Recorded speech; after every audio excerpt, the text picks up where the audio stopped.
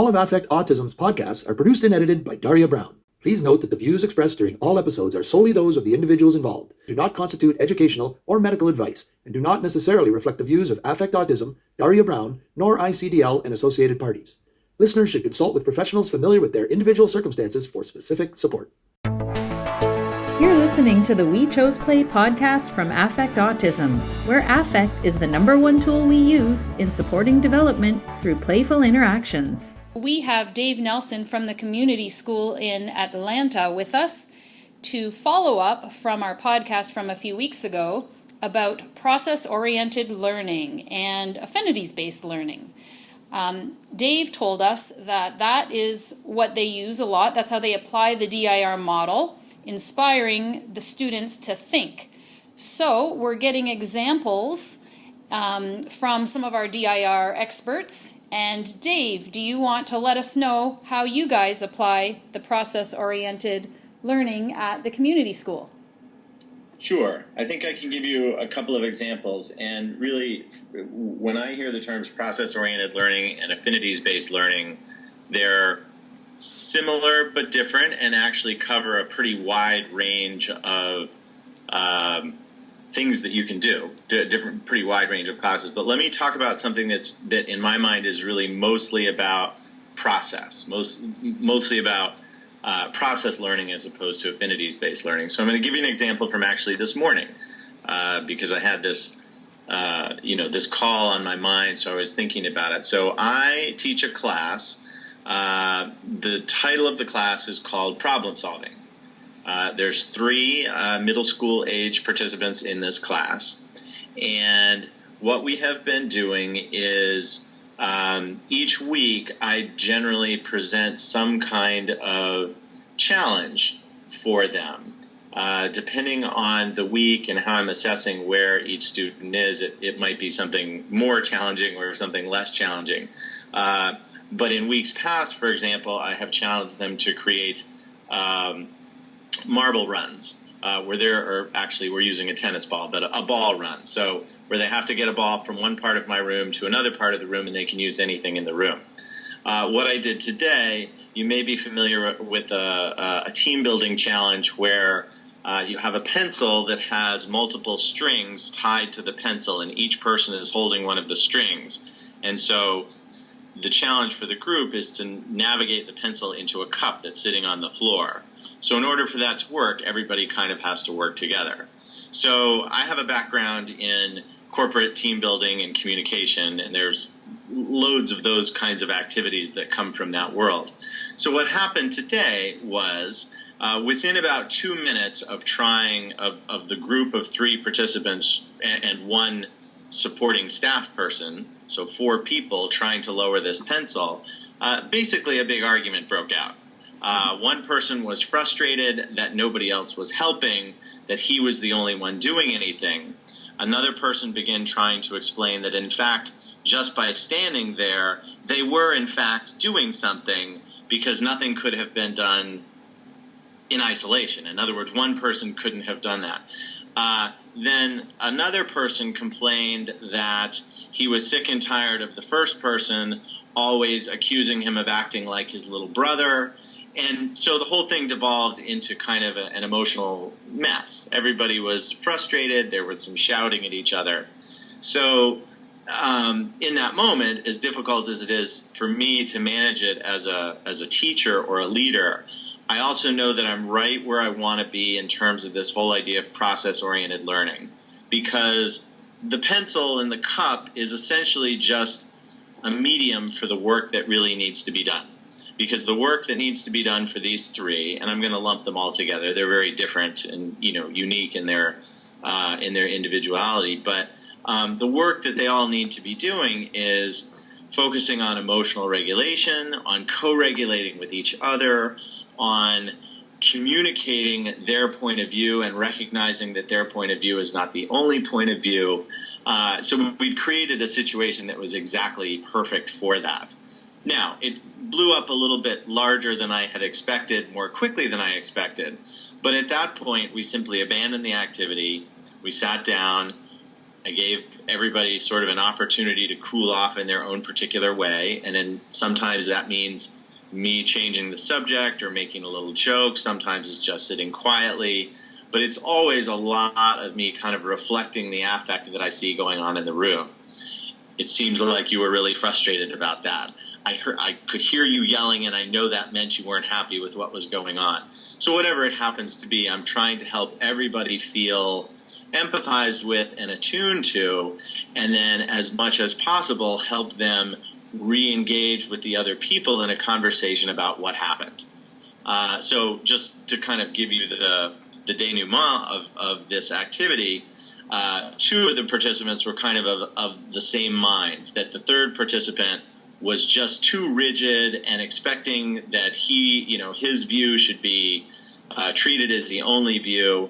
And the person who had been kind of rigid and demanding really had to work hard to absorb that feedback and acknowledge that the way he was acting was actually pretty off-putting to the other people. And he wasn't able to get all the way there in this conversation, but we had a lot of opportunity for all of them to be sitting in discomfort and ultimately to get a lot better at staying communicative and staying perspective-taking in the midst of that discomfort.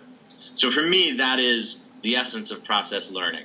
We could have been doing anything. We could have been building ball runs. As it turns out, we were trying to put a pencil in a cup. Wow, that's such a great example.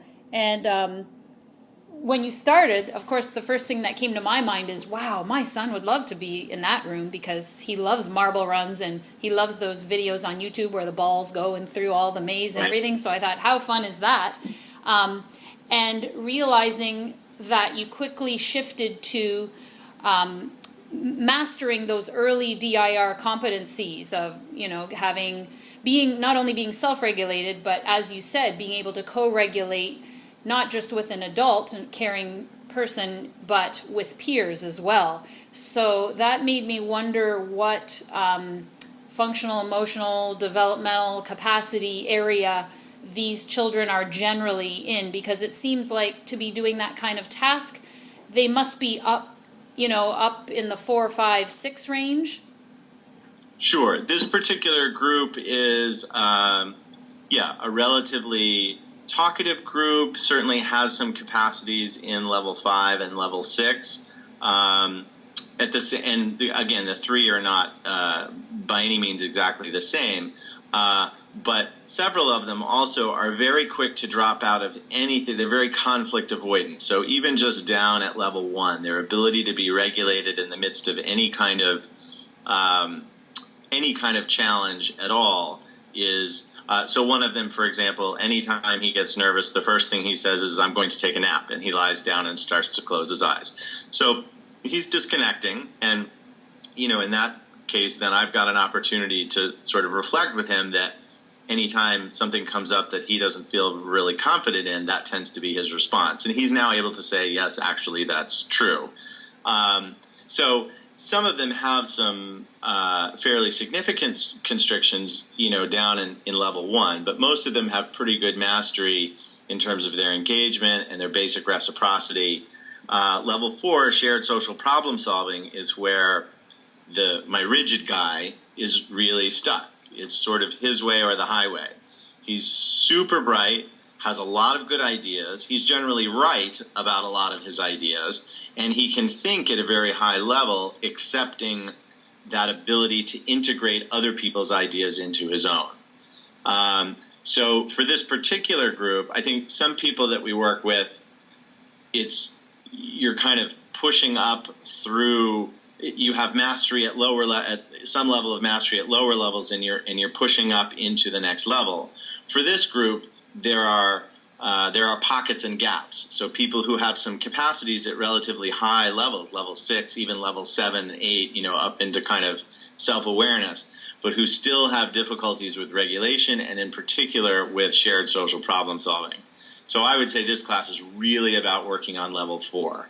How do I navigate the world and interact with other people to solve problems, get things done, and get to a particular goal? When everything is working great, then we actually are learning content in a more traditional way. So we learned about the physics of marble runs, and we dug into how all that stuff works. With that pencil activity, they're definitely learning sort of concrete ideas about how the world works. But that's really just a front for what we're actually working on, which is that shared social problem solving.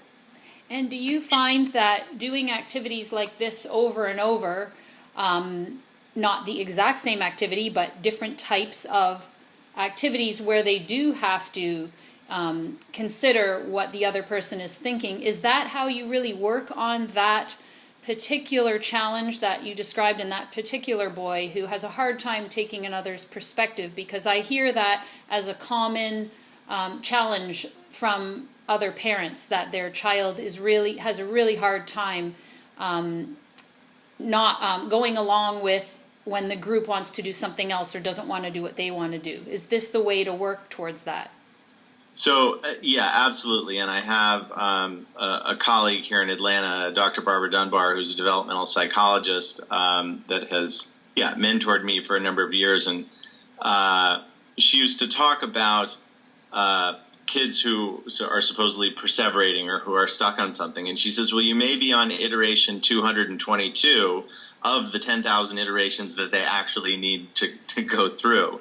So certainly this is very incremental work. I think, and I don't mean to say that just doing the same thing over and over again is going to get you somewhere, but I think the work of building that emotional resilience and that ability to gradually take perspective and to sit in discomfort, it takes a lot of recurring activities doing that. What we're able to do in here, in this class, for example, is I'm now able to, either at the end of this class or at the beginning of the next class, to debrief and reflect on what happened and to help all of them anticipate that this will probably happen again. So part of what's going on is they're getting better at understanding themselves and what tends to happen to themselves. So in addition to getting more durable, they'll also get better at advocating for themselves and anticipating what might happen. And that's going to give them sort of more strength and capability over time. But yes, I think it's labor-intensive work and it's certainly time-intensive work. But there's no question, all three of these particular students happen to be new to us this year. So even in 2 or 3 months, we've seen, I think, notable improvement in all of their ability to stick it out in these situations. And do you notice an increase in confidence as well on their part because of it? Yeah, absolutely. And I think in this particular group, it's 2 boys and 1 girl, and the 2 boys have gotten to a point of actually sort of being willing to accept a challenge that they might actually be friends by the end of the year. So right now they sort of talk about how they are so frustrated with each other and can never imagine being with each other. But you can also see that they're very drawn to each other. And it comes out in their increasing confidence, their willingness to take risks, being with somebody that frustrates them, or being willing to put themselves into a situation that might not turn out well. And that goes back to the R of DIR, which is, we've created in this classroom a real sense of trust. They trust that I'm not going to leave them at the mercy of each other. They trust that if I over-challenge them, there's going to be a lot of support and debriefing and empathizing with what's going on for them. So I think the R piece of the equation can't be overlooked here, that they basically enjoy being in this class and they trust that it's not going to be too hard most of the time. Mm-hmm. Oh, that's great to hear. I just want to ask 2 quick questions in the short time we have left about affinities-based learning, but also a more general question. You have, an idea out there from some people, maybe of a more behavioral mindset, maybe the stereotypical militant kind of father who may not be a father, maybe a caregiver of some kind, that the stuff that you described when you were co-regulating is a type of coddling, and these children need to be able to stand up for themselves and do this and that, and by saying, oh, I see you were frustrated, and that kind of thing. And how do we translate to, especially when you meet with parents who have a hard time doing that kind of co-regulation, maybe because of their own emotional restrictions, how is it that we can help people understand that the co-regulating part is maybe one of the most important pieces, and being able to sit in that discomfort and accept these uncomfortable feelings? Sure. Yeah, I completely appreciate the perspective of that that imaginary parent that you're putting forth.